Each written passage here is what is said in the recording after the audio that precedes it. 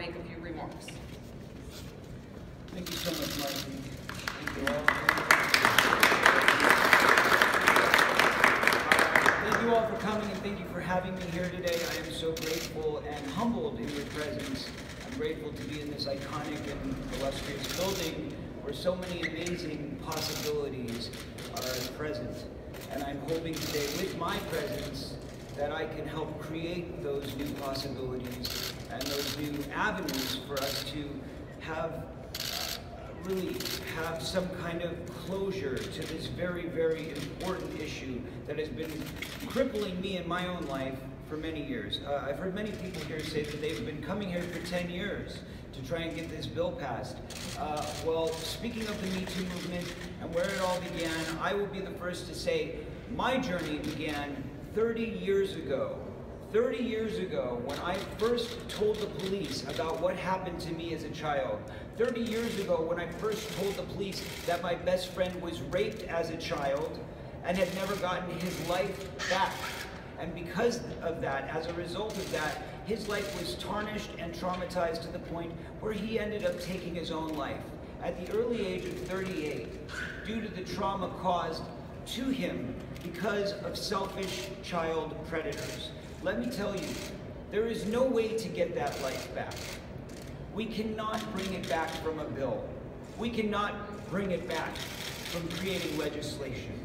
But we today can stand together in the face of this atrocity, and we can work together as one to protect the children of our future.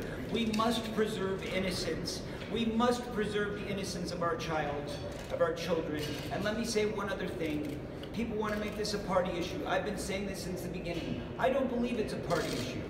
I'm not coming after you, Senator Flanagan. I'm not coming after you and saying this is all your fault. I'm sure you're a good man. I'm sure that you have a child of your own, or you have relatives with children.